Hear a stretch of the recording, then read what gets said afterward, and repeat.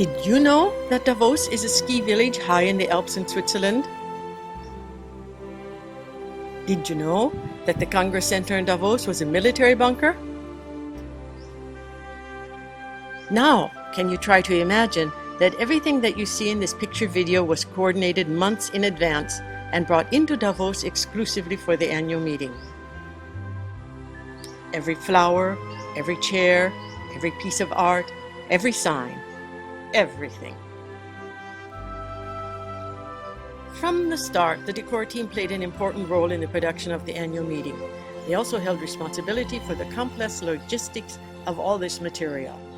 This was due to the fact that the Congress Center was first and foremost a military bunker. This is a good image to keep in mind as we progress with the story. It all looked pretty much like this, and it all needed to be transparent. Work started with layouts like these. Every square centimeter of the Congress Center was mapped. Plans were made about how it would be used and the material needed.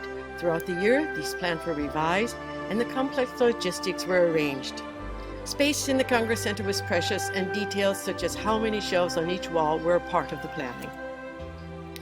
Another example is this media studio. The placement, size, material, it all required coordination among various media groups, and then those desires had to fit into the overall larger scheme. An elaborate gala was always a cherished evening at the annual meeting, and the decor team had only hours to transform the bunker, Congress Center, into a wonderland of various themes. This is Maria, director of the World Economic Forum and the annual meeting, with the director of the Chinese delegation. This was the first delegation from China to meet with the Western.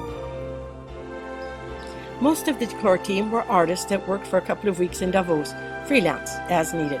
Along with the hard work, there was fun, and this was always recorded in the yearly poster that was made after the event. Throughout this video, these posters are highlighted. The originals can be found on the website, Leslie Matziger.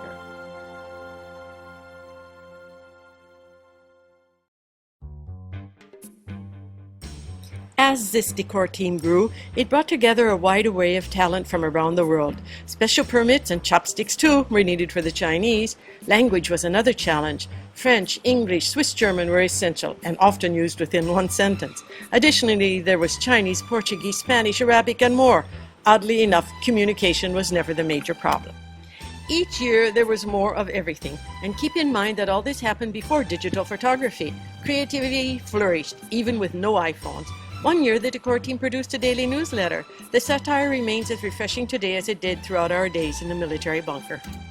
The annual meeting and our workload grew by leaps and bounds. Soon there were 10,000 square meters, over 100,000 square feet. It all needed decor, carpets, curtains, signs, and the ensuing logistics. Additionally, much of the space would be reconfigured numerous times throughout the day, and external storage became necessary, and that also required meticulous logistics. There was no room for errors, even in the storage unit.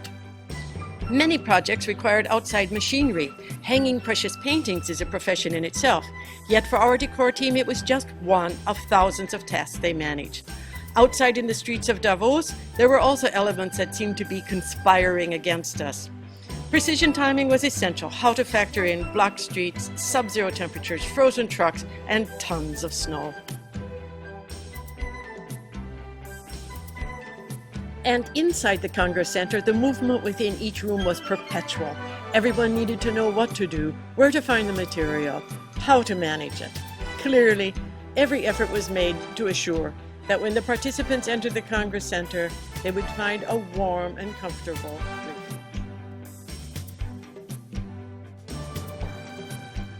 This final poster was made by Gerard Courcelle, an artist by profession and a decor team member for many years. He designed a 2-meter-long scroll that sums up the last years of our decor team assumed these challenges. The world was changing and Davos was also moving forward. The old military bunker was transformed into a modern Congress Center, and the work for the decor team became very different. Our customized creativity was replaced by standardized systems. Creativity was no longer a needed commodity. Here we see Professor Schwab and his wife Hilda ready to greet the participants to yet another one of the famous gala evenings. Here we see this team for the last time.